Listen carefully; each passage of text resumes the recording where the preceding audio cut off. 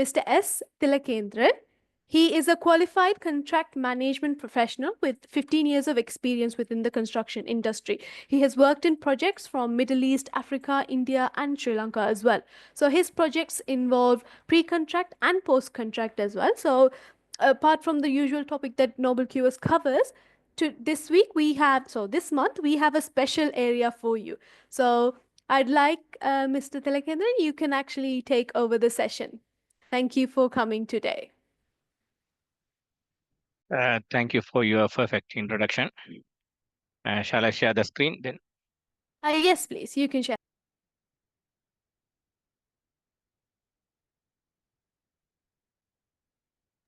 All You right, can let see me the know screen. if you, yeah, all right, Yes. thank you. So today I'm going to talk about little tricky thing.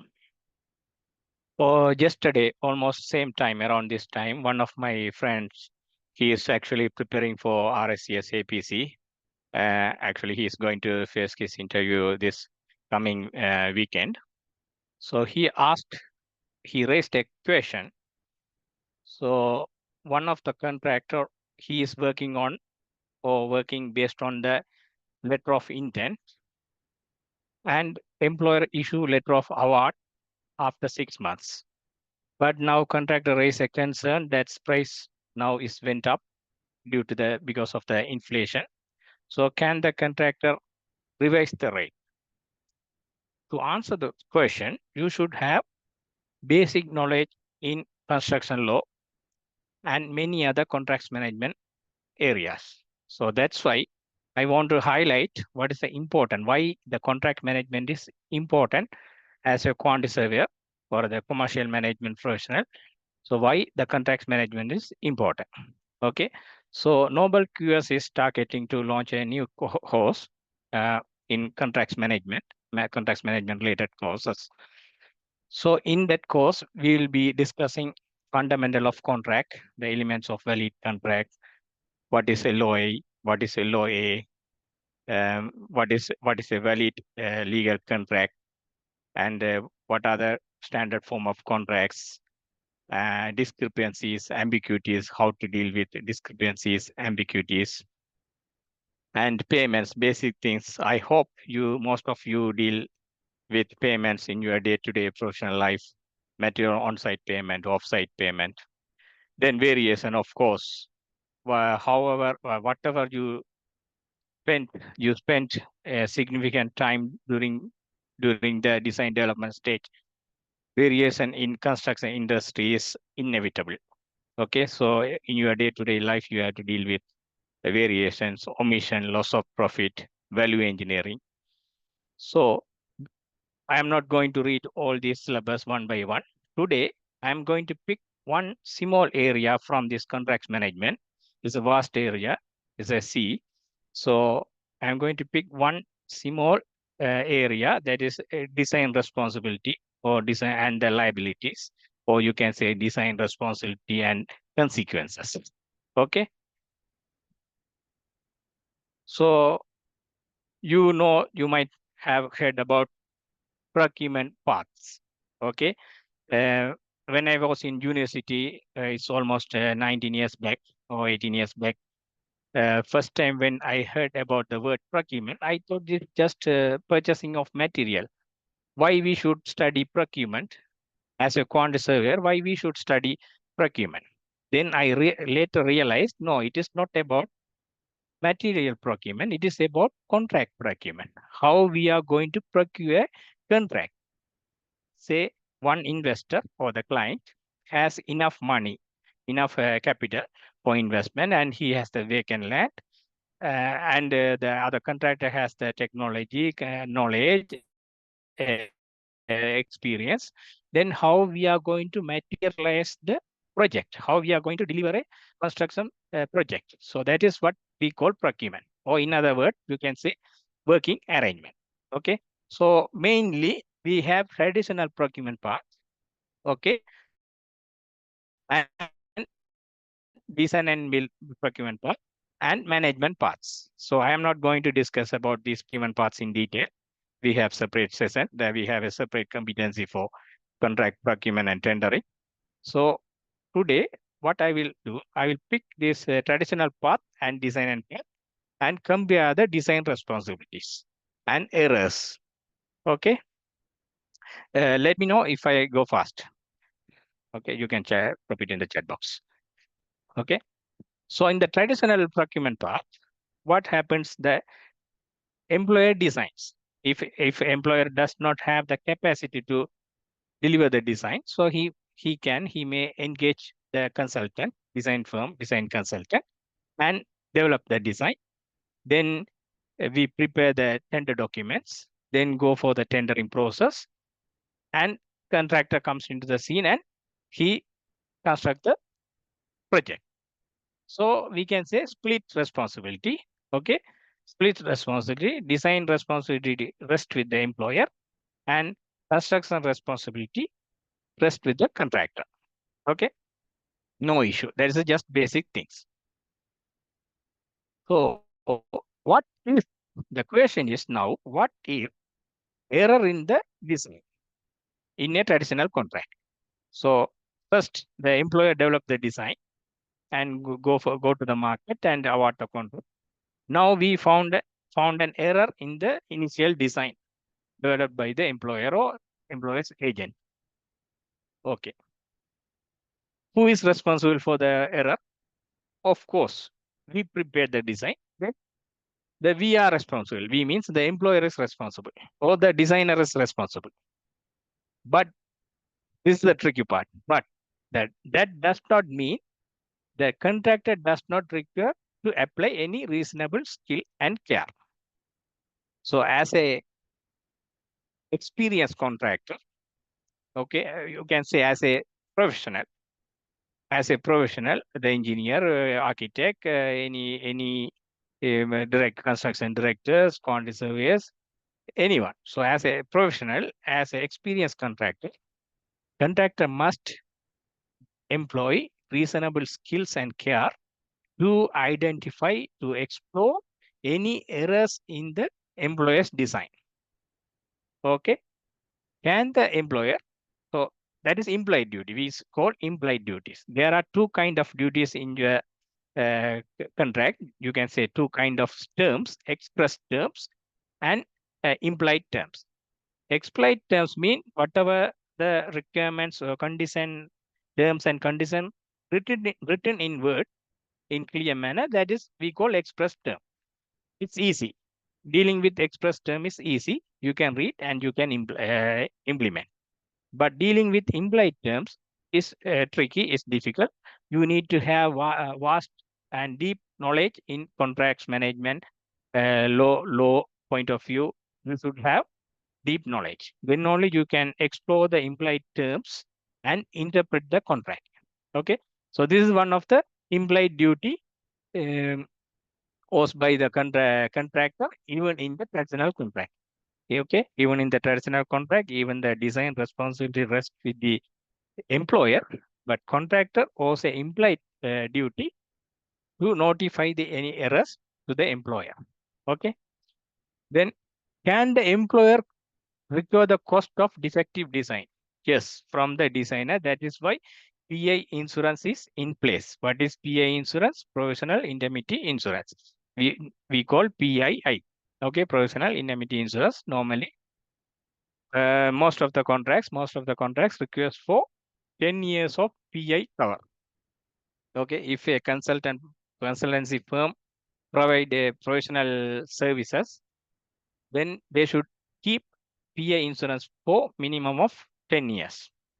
Okay, it may vary, but this is standard practice. The employer may reduce to 5 years or employer may increase to 15 years. It's all depends on freedom of contracts. So the terms and condition you can select. That is a concept we call freedom of contract. But that terms and conditions should not be against or should not be contradictory to the country law. Okay, keep in mind freedom of contract should not violate the country law. Okay, so that's a simple part. In the traditional method, the employer responsible, that means the employer agent responsible for their, and the employer can recover the cost of defective design from its agent.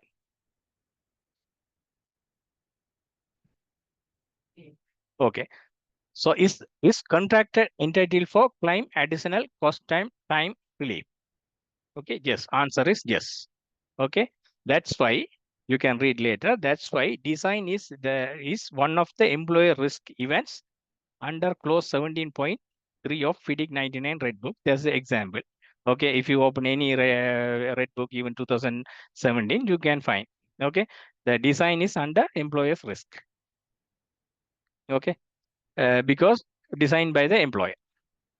Okay, then where is the overhead? We only talk about cost and time relief. Where's the overhead? Overhead is included. Overhead is included under the cost, the capital C. That's why I have used the word capital C. That's mean direct cost plus overhead. Okay. Obviously, yes. If it is an employer's risk, obviously contractor is entitled for reasonable profit. Cost plus time plus reasonable profit. Okay. Then how to determine that the defect is due to faulty design or the contractor's material or the workmanship? So the reason for any defect might be because of the faulty design or poor workmanship or any defective material. No, it's possible. No, because okay, so the contractor may try to blame the employer's design, and the employer may try to blame the contractor's workmanship or material. So how to deal with this issue? So that's why there's a one provision in the FIDIC clause 11.8, contractor to search. Let me give an example. When I was working in Africa, it was a um, port project, harbor project. So one of the big the key elements settled down. The key elements settled down. Then I was working for the contractor. Then employer trying to prove that because of our poor workmanship. Then we were trying to prove it was because of the employer's design. Then what happened? Employer instructed us to bring a third party who is specialized in this kind of work. Employer instructed us to bring a third party and provide a report. Do the detailed study and provide a report. Then we hired a consultant from I think Belgium, because I was working in Djibouti, Africa. So we brought one consultant from Belgium, and we proved that through the report and survey, we proved that the defect is due to the faulty design, not because of our workmanship. Then the employer paid us the cost of search. That's we call cost of search. That means the consultancy fee, the whatever we spent for this third party consultant, plus reasonable profit. And to correct such faulty work, that defective work, we claim this as a variation, because it's a purely variation, because we already completed the work as per the initial design. Now employer instructed us to repeat the work as per the new corrected design. So it's a pure variation. Okay. So even though it seems very simple, this traditional contract, okay, we can simply say we just receive the design and we just deliver the material, that we deliver the product. No, we just construct. But in practical scenario, you may encounter this kind of issues in your day-to-day life. Okay. So that's why the FIDIC covers there's a provision in the FIDIC to determine the root cause. Okay. If the root cause is attributable to the employer, then contractor is entitled for the um, cost of search plus profit and variation. But if it is other way around, if it is the defect is attributable to the contractor, then the contractor cannot reimburse the cost what we spent for the third party consultant, and we had to rectify such defective work at our own cost. All right, let's move. So that is all about just design responsibility under traditional procurement. Now, design obligation under the design and build procurement path. So in the design and build procurement path, so you have to use uh, the keyword in if you face APC, RSCS, APC, if you are preparing for RSCS, APC. So if any question asked about the design and build procurement part, you should use this word, the keyword we call keyword, single point responsibility, design and construct by the contractor. So single point responsibility. So in design and build contract, so the tenderers, we cannot use the word contractor. So until we award the contract, until we issue the LOA, we should not prefer the builder as contractor. We should use the word tenderer or bidder. So the employer will issue client brief, performance specification, and quality control procedure to the bidders, to the tenderers, okay, to build up their rate, to submit their offer, okay. So if you face a RSCS APC, you may get this kind of question. Okay, what are the 3 key documents that will be issued to the bidders during the tender stage for design and build procurement path? Okay, so if it is pure design and build procurement path, your answer should be client brief. That's mean the employer's requirements, performance specification, and quality control procedure. So here in this design and build procurement path, we don't issue technical specification.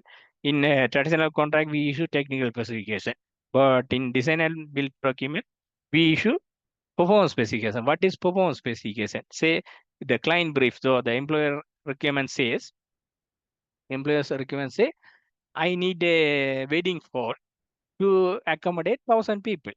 Then it is contractor responsibility to develop the design, how many washroom required, what is the thickness of the slab, what is the air condition AC capacity required to accommodate 1,000 people. So he has to come up with the design and he has to develop the drawings and he has to come up with the technical specification. What is the concrete mix there he is going to use for the slab to bear this kind of all 1,000 people to accommodate all the dead loads. That's mean the furnitures, any pictures, any other fittings. So he has to come up with a design. So we will not give the technical specification, only the performance specification, how a finished product should perform. Okay. So in another key terms you have to use when you talk about design and build procurement path, that is fit for intended purpose, or you can say fit for purpose. Fit for purpose mean what purpose? Okay, if it is a wedding hall, that finished product, the output should fit for the to conduct a wedding, not for just to function a office or something else, or not for the residential purpose. No, so fit for intended purpose. Okay, and the last word you can say accepted standard of the time. That's me. If you live in this era, say 21st century. So what is the accepted standard of a 5-star hotel? What is the standard of a 7-star hotel? If you talk about, say, a 5-star hotel, maybe 100 years back, that's different. That is different. Even you can notice day-to-day life, our life is getting improved. Even the assessment quality is getting improved, even from the university. If you take my assignment, what I submitted maybe 15 years, 18 years back, it's nothing now compared with the standard of the student now, because they are exposed to the because exposed to the world because of the technology, latest technology. There are AI tools, Grammarly's, Chat GPT, and the internet, online courses, this Team, Zoom, everything. No, so it's keep growing. So this fit for intended purpose should be assessed, accepted standard of the time. Okay, you cannot expect something extra luxury, something sophisticated, something. No, it is reasonably accepted. So, and you may raise question, but you might have seen in your practical experience, even in the design and build procurement part, you might have seen 100 of drawings, maybe 500 of drawings issued by the employer to the bidders. That is not pure design and build. Actually, that is just slight variation to the design and build procurement part that we can call develop and construct. Okay, the employer provide provide concept design, or you can say initial design or sketch or concept design. Then it is contractor's duty to develop and construct. But still the design responsibility rests with the contractor. That's why we call design and build. But it is not the pure design and build. Instead of the employer's requirement, in addition to the employer requirement, we give the concept drawing also. All right. Okay.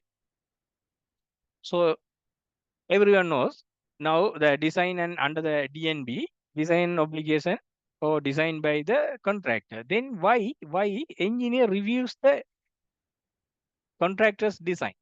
Even in the concepts design stage, schematic design stage, detailed design stage, the contractor shall submit the document, the drawings to the engineer and get it approved. So what is the reason?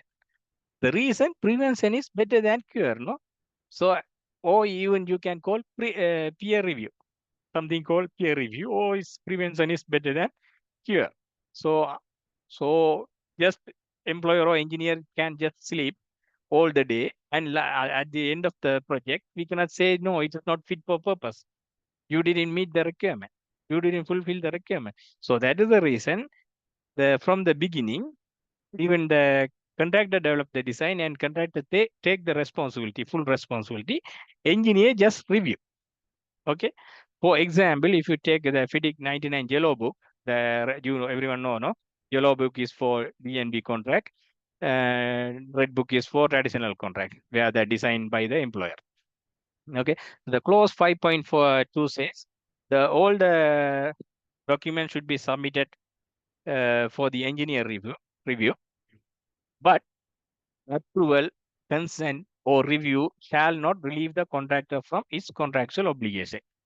Okay, even you might have seen in the sub drawings, even though engineer approve the sub drawings, there's a stamp. Actually, they prepare the stamp. This approval does not relieve the contractor from his contractual obligation. So, if any error in such approved document, approved design, so it is contractor's duty to correct it, rectify it. Okay, if any abortive work, that means he already proceeded with the construction work at site based on the wrong design. It was developed by him, but approved by the design engineer. But still, contractor has to rectify it at his own cost. That's we call abortive cost. Okay. So now this is interesting topic. Employer's requirement with contractor's proposal.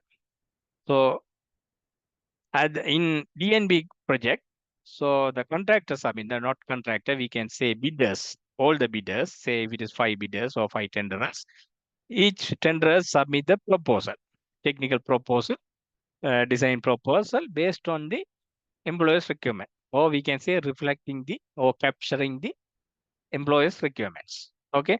So the assessment, actually evaluation of DNB tenders are difficult. It's not easy, not apple to apple comparison, because may say, for example, if you have 5 bidders, each bidder may submit different, definitely submit different design, no design, method statement, material specification and everything. So it's very difficult to compare the cost, because you have the two parameters now. One is the design and one is the cost. But in traditional method, you have the fixed design, because you issued the same design to all the bidders. So you can just simply compare the cost. But here we have to assess the design, that means the technical part and the commercial part. Okay. So that is one of the key document is contractor's proposal. So contractor, he developed the proposal and submit reflecting the employer's requirement. Okay. So what if there's error in the contractor proposal, or you can say contractor proposal failed to reflect the employer's requirement, but it is accepted. Okay. So what is it? So it does not make any difference, because in the periodic of document on the order, in the periodic document order, in, I think, clause 1.5. So here, error in the contractor proposal, clause 1.5. The employer's requirements is in the top. The contractor proposal, bottom. So that means the priority order, employer's requirements take precedence. Why I want to emphasize this one, it's happened even in the last week also. One of my colleagues, he is preparing for RSCS this session, and he raised this question, which one take precedent, whether employer's requirements or contractor proposal? I told his employer requirements, why you asking this question? Then another day, it's other day, he came up with another same query, but with the supporting document. He showed me one Q&A, question and answer. It's prepared by one already the chartered qualified person, where it says contractor proposal take precedent. Okay. Then he called another assessor also. Then assessor also told contractor proposal take precedent over employee's requirement. Then I got angry, and then he referred my name. Then after he did the research and came back, no, sorry, wrong. Even that qualified person's answer is wrong. Employer's requirements take precedent, and the contractor proposal has a less value. Okay, it's simple. It's logic. No, say imagine the employer asks for the gold, and your proposal say silver, and it's approved. It's approved by the employer. Contractor proposal is approved by the employer. That's not does not mean you can deliver the silver and get the money, run away. No. If employer requirements ask for the Lamborghini, you have to supply the Lamborghini. You cannot supply Toyota Corolla. Okay. So that's why employer only, because that is the basis of the contract. No, you employer's requirement, performance specification, and the quality QA/QC procedure. That's to control the quality. That's forget about it. So employer's requirement and performance specification says what I need, how it should perform. Okay. So it is contractor's obligation to fulfill the employer's requirement. Okay. So if error and accepted, so we have two options. Employer can instruct, employer shall instruct, not the can, shall instruct the contractor to rectify it or correct it to reflect the employer's requirement, and all the any resulting consequence will be responsibility of the contractor. That means all the about the work he has to bear it, and he has to deliver the correct one. If he may mistakenly delivered the Toyota Corolla, he can take back whatever the transportation cost, his financial charges, we don't care. And he should now deliver the Lamborghini as per the employer's requirement. That is a just simple example. Or other option, this is one option. Other option, the employer may accept the contractor proposal, but you need to do appropriate adjustment in the contract price. Say your price is say 1 million for Lamborghini, but you cannot get 1 million by supplying Toyota Corolla. That is a simple. Okay. So if you supply Toyota Corolla and employer accept it, okay, he can accept it and he can issue the performance certificate. And that the performance certificate, no, that is a certificate issued at the end of the project after end of the defect liability period that says this project is good, your performance is good. So this is a certificate. So by showing this performance certificate, contractor can get his performance bond. So otherwise, performance bond will be with the employer. Okay. So unless otherwise performance certificate is issued, the employer will not issue the performance bond. Okay, that is only the grip he has, that the employer has to protect his rights. Okay. So in my example, so okay, we can accept the Toyota Corolla, but appropriate adjustment should be made to the contract price. Okay, so instead of 1 million, now it will be only 100,000 Saudi Riyal or Qatar Riyal. So it will be 100,000. It's okay, but we accept the product. Okay, so keep in mind, acceptance of contractor's proposal does not make any difference because employer's requirements is above in the priority order, it is above the contractor proposal. So it is contractor obligation to fulfill the employer's requirements, or he has to give the discount. He has to give the any deduction for the deduction in the value. Okay, giving the gold is different from the giving the silver, no, supplying the silver. Move to next section. Error in the employer's requirement itself. It's what is this? Even our document, that's mean the employer's document itself is wrong. Okay.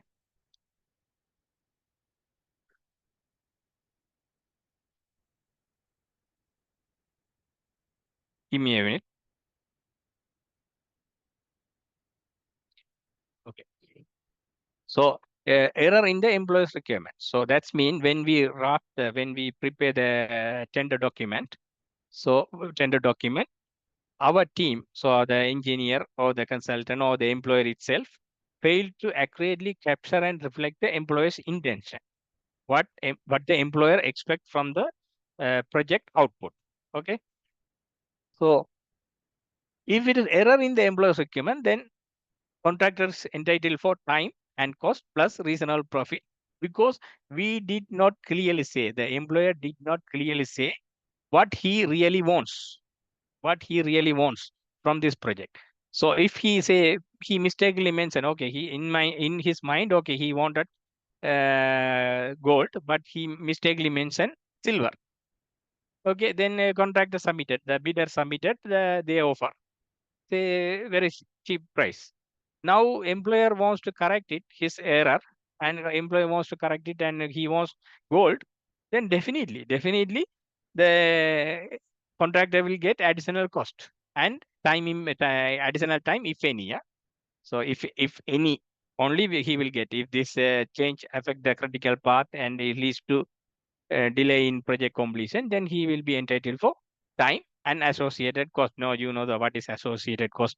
We call prolongation cost. So that to run the office during the prolonged period, whatever tea, coffee, tissue, electricity, water, and staff salary. So any the supervisor salary, foreman and above, no, not direct cost. Foreman or and the above, that means supervisor, engineer, project manager, document controller, QS, project control team, planning team. So indirect cost. So if we delay the project, the contractor's expense will be high. So we need to reimburse. That is what we call prolongation cost. So the contractor will be entitled for direct cost plus time, if any, plus prolongation cost. Okay. Okay. So again here is a twist. So even though in the here it says if any error in the employee's requirement, we simply told contractor is entitled for cost and time relief. But still, contractor owes a duty. Okay, under the clause 5.1 of FIDIC 99 Yellow Book, it says it stipulates that within a specified period or period specified in the apprentice tender, the contractor shall notify the engineer any error or fault or other defect found in the employer's requirement. So that's mean once he received, when the contract is awarded or even during the tender stage, here if contractor should review the employer's requirement, and if he identify any obvious error, he should notify to the employer. Why? To minimize the consequence of such errors. Okay, due diligence comes into scene. That means as a experienced contractor, the design and build contractor, he should be able to find the mistake in your requirement. We are not talking about the design, because design will be developed by the contractor. So here we are talking about the error in the employee's requirement. So he should be able to explore the errors in the employee's requirements and notify within the time frame mentioned. 14 days or 28 days, there's a time frame. So as per your contract, you have to notify. So normally it says would not have been discovered by an experienced contractor. That means say it's a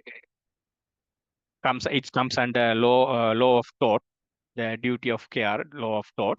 So the duty of care expected from a layman or normal labor is differ from the duty of care expected from a expert. Say example, duty of care expected from the doctor is very high, because as a professional we give our life to them.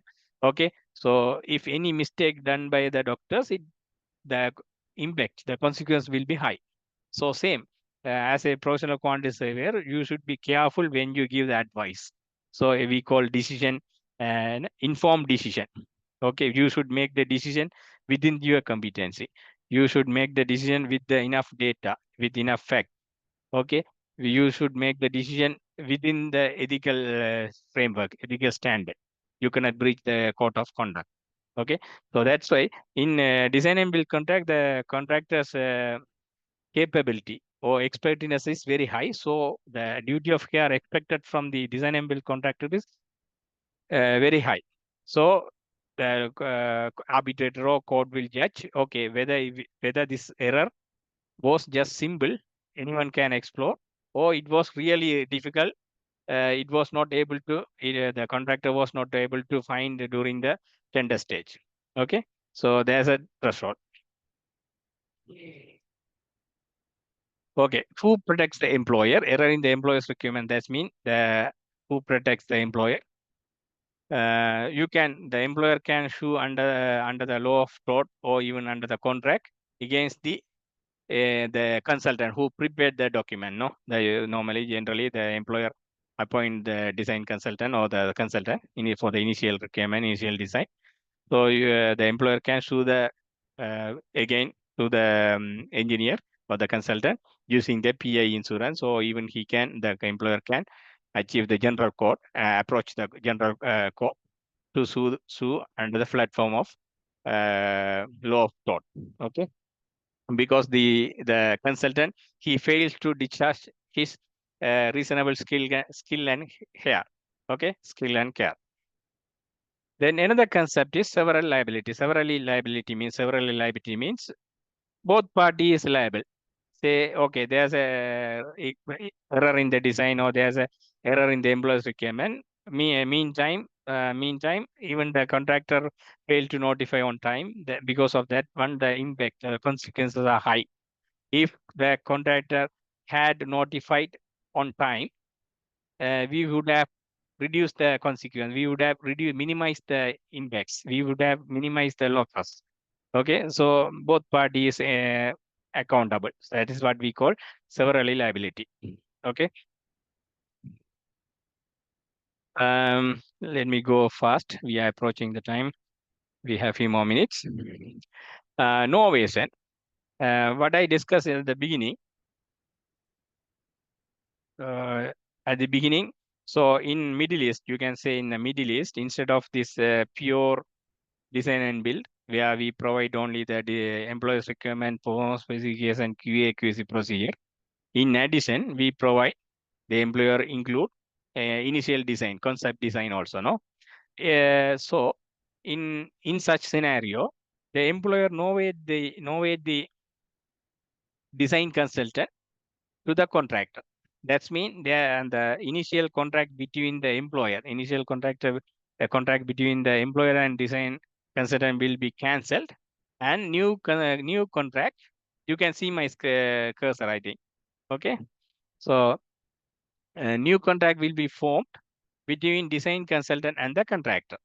Okay, so that is what we call novation. We cancel this contract and transfer the design rights and obligation. It's not new contract. Actually, we transfer the rights and obligation, whatever the rights and obligation between the employer and the design consultant, transfer to the contractor, and in between the contractor and design consultant. So okay, that is we call this part is novation, and this part is normal design and build contract. No, the employer and the contractor sign design and build contract to develop the design and deliver the project. Okay, the contractor now because of the novation, contractor will use the same consultant for design development and deliver the project. Okay, let me go fast. Just this is tricky. Even in the novation, we had to discuss about pre-novation duties, post-novation duties. The design consultant before the pre-novation, design consultant had the liability towards the employer.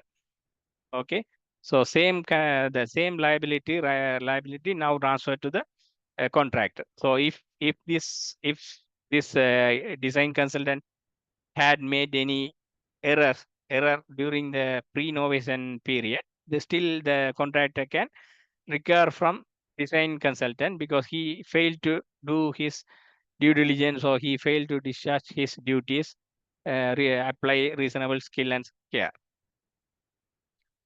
Okay. Okay. Last section, provision under silver book. What is silver book? This is for EPC turnkey project.